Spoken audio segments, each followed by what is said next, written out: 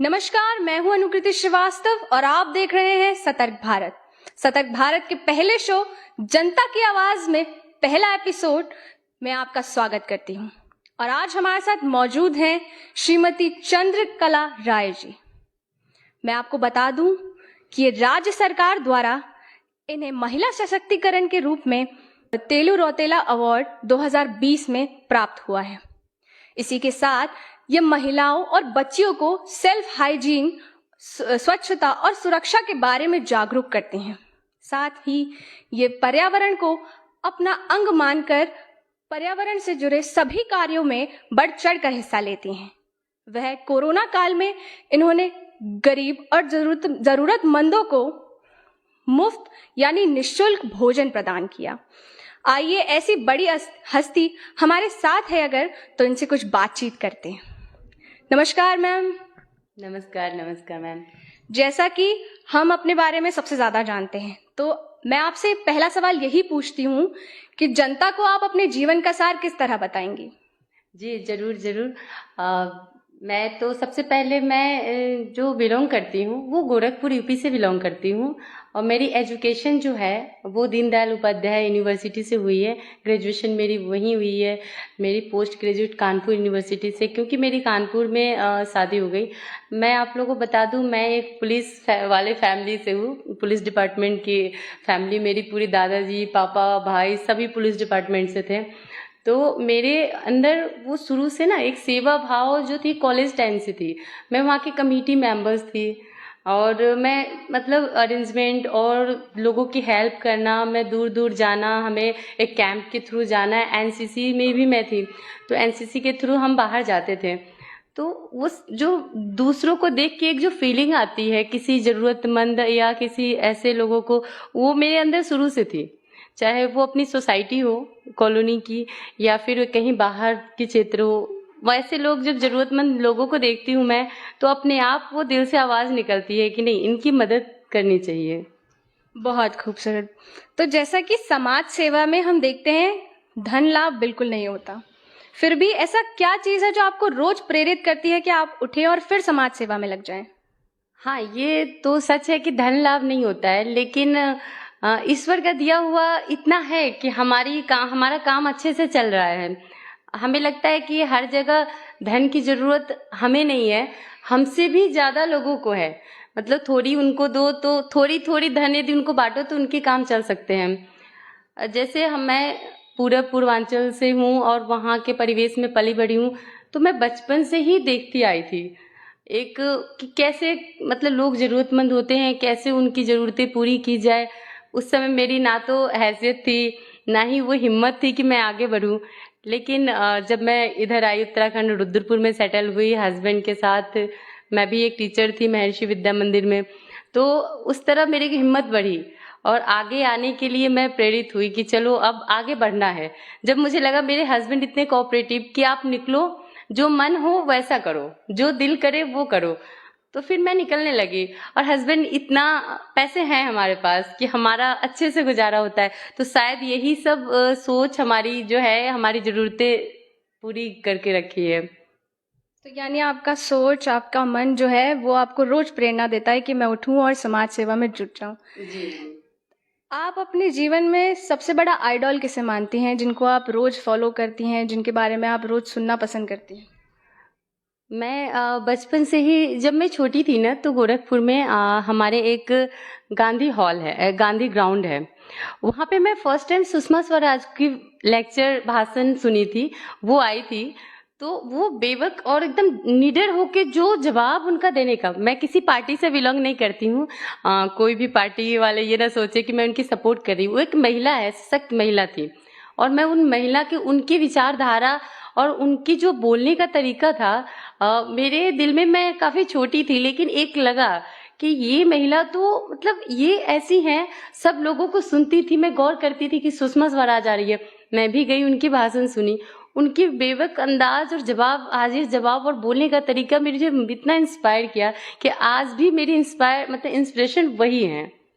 तो आप सुषमा स्वराज जी के थ्रू इंस्पायर्ड हैं, वो आपको प्रेरणा देती है। वो आप ही को नहीं बल्कि देश में बहुत लोगों को प्रेरित करती हैं। सभी महिलाओं को। और एक सवाल मेरा आपसे ये भी रहेगा कि आपकी दिनचर्या कैसी रहती है, दिन भर में आप क्या क्या कार्य करते हैं, कैसे आपकी सुबह होती है, तो ये मैं आपसे पूछना चाहूँगी। जी मैम, सुबह सुबह मैं क्या कहूँ, मैं अपने हस्बैंड के बारे में यदि कहूँ तो मेरी 50% की सपोर्ट वही करते हैं।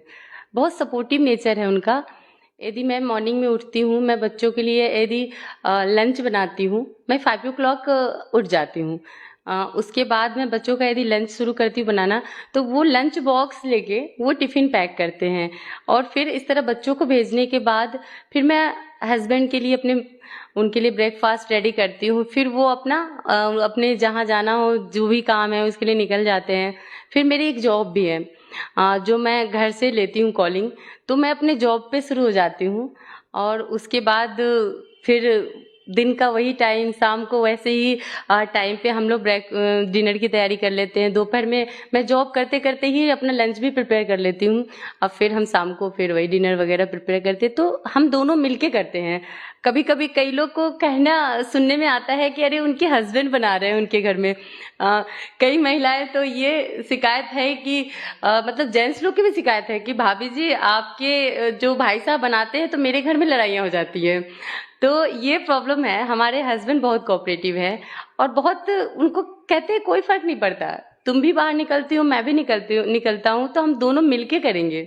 तो ये अंदाज उनका बहुत अच्छा है कि तभी मैं आगे बढ़ी हूँ शायद। नहीं तो मैं शायद महिलाओं के लिए पुरुष प्रधान समाज में निकलना बहुत मुश्किल है। एक महिला अकेले नहीं निकल पाती है बिना हस्बैंड के सपोर्ट या घर के पुरुष के सपोर्ट के बिना। समाज सेवा को आप वक्त कैसे दे पाती हैं? बिल्कुल मैम, जब मैं बच्चे मेरे छोटे थे तब मैं टीचिंग करती थी, टीचर थी महर्षि विद्या मंदिर में। मैं कानपुर के महर्षि विद्या मंदिर में भी जॉब कर चुकी हूँ। तो मैं यहाँ भी आई तो मुझे उससे रिलेटेड था कोर्सेज वगैरह, तो मैं यहाँ पे ज्वाइन कर ली। तो मुझे लगता था कि उस समय मेरे बच्चे छोटे थे, मैं जॉब से घर और घर से जॉब, ये मेरे लिए काफ़ी था। लेकिन जैसे जैसे मेरे बच्चे बड़े हो गए, मुझे पूरी तरह टाइम मिलता है। बच्चे भी काफ़ी सपोर्टिव है, अपना काम कर लेते, सपोर्ट मुझे बहुत करते हैं कि हाँ अब तो बेटा बड़ा हो गया, 9th क्लास में चला गया, तो अब मुझे टेंशन नहीं होती है। अब तो मैं निकल जाती हूँ, वो लोग घर पे भी रह लेते हैं, फ़ोन रहता है उनके पास। तो मुझे जो महीने का 4 दिन मुझे सोशल वर्क में देना होता है, किसी महिला उत्थान के क्षेत्र में या फिर बाल विकास के क्षेत्र में देना होता है, वो मैं आसानी से कर लेती हूँ। बहुत खूब। इसके बाद मैं आपसे ये भी पूछना चाहूँगी कि जैसे आप ये समाज सेवा की जर्नी आपकी जो रही है, इसमें काफ़ी सारी रुकावटें भी आई होंगी, काफ़ी मुश्किलें भी आई होंगी, तो आपने उन्हें कैसे सामना किया, उन्हें कैसे दिखाया कि नहीं मैं करूँगी, मैं करते ही रहूँगी?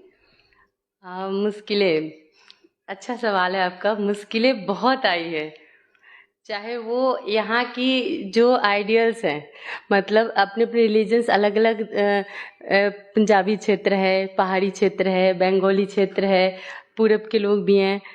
तो मैं जब स्टार्टिंग में आई तो बहुत सारी प्रॉब्लम्स आई।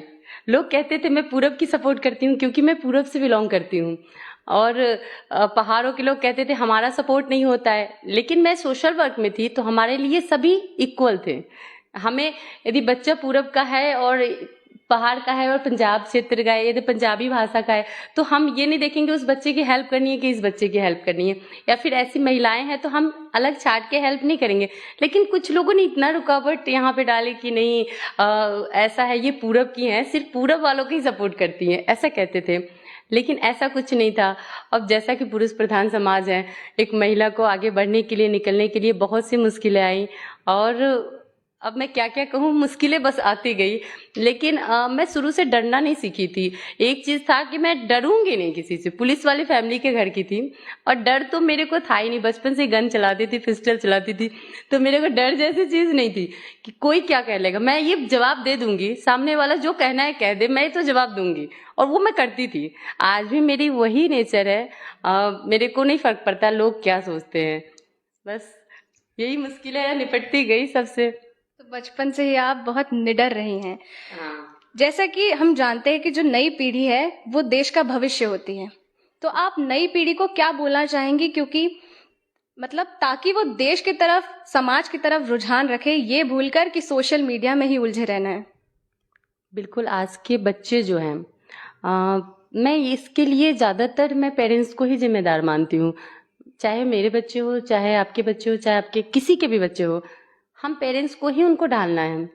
उनको इससे मतलब हटाने के लिए, इस जगह जो उनका इस दिशा में जो जा रहे हैं, इधर से निकालने के लिए उनको प्रकृति की तरफ ले जाना बहुत जरूरी है।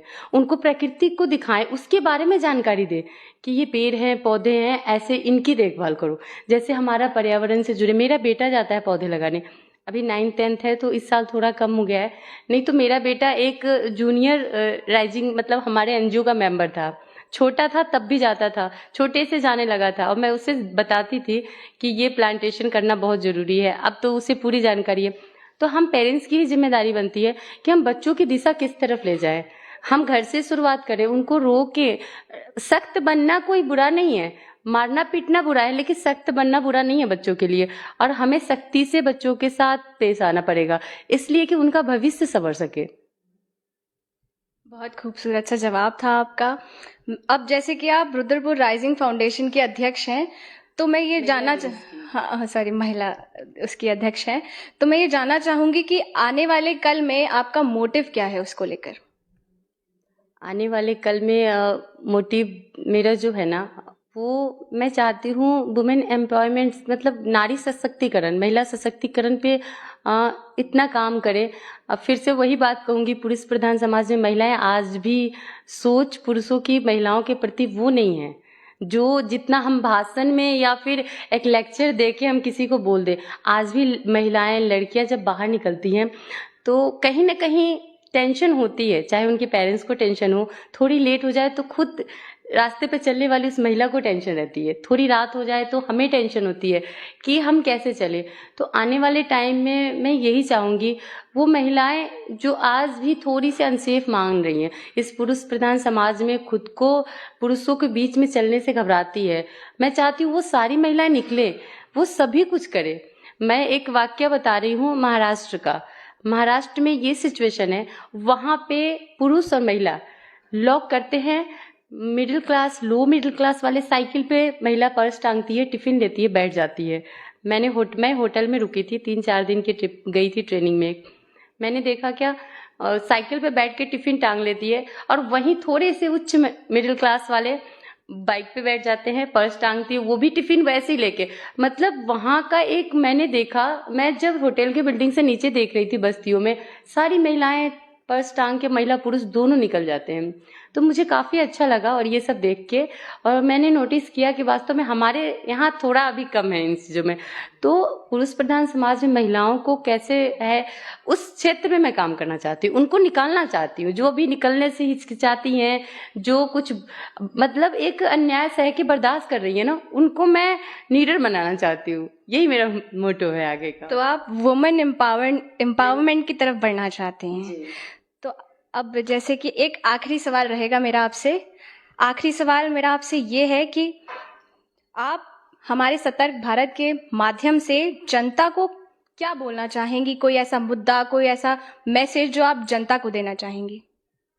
सतर्क भारत के उस माध्यम से मैं यही कहना चाहूँगी, भारत आज जो देश है, मैं पार्टी की प्रचार नहीं कर रही हूँ, मैं अभी जो देश है वास्तव में पहले से बहुत बेहतर है, और हमें वास्तव में जो सरकार है उसका साथ तो देना ही पड़ेगा। यदि हमें लगता है कि इस समय जो मतलब तत्कालिक जो सरकार है, अभी प्रेजेंट में जो गवर्नमेंट चल रही है, यदि हम लोगों के लिए, महिलाओं के लिए या फिर हमारे समाज के लिए अच्छा कर रही है तो हमें सपोर्ट करना है। यदि कुछ ऐसा लग रहा है कि वो बुरा कर रही है तो हम विरोध कर सकते हैं, ऐसा नहीं है। तो सतर्क भारत के माध्यम से अभी कोविड पीरियड में जो स्थिति थी, जिस तरह से निपटारा हुआ, ये सब निपटा है, तो वो काफ़ी सराहनीय था सरकार का, ये गवर्नमेंट का जो इस समय काम है। तो मैं इस चीज़ से प्रभावित हूँ। यदि आज कोविड एकदम से रुक गई है, लोग हम सेफ है, तो कहीं ना कहीं गवर्नमेंट का इसमें पूरा सहयोग है। धन्यवाद, आपसे बात करके बहुत अच्छा लगा, और मैं आशा करती हूँ कि जो हमारी पब्लिक है, हमारी जनता है, वो बहुत प्रेरित हुई होगी। तो ऐसे ही महान हस्तियों से हम आपको रूबरू कराते रहेंगे। देखते रहिए सतर्क भारत का पहला शो जनता की आवाज। मैं अनुकृति श्रीवास्तव, मेरे सहयोगी जीत सिंह के साथ।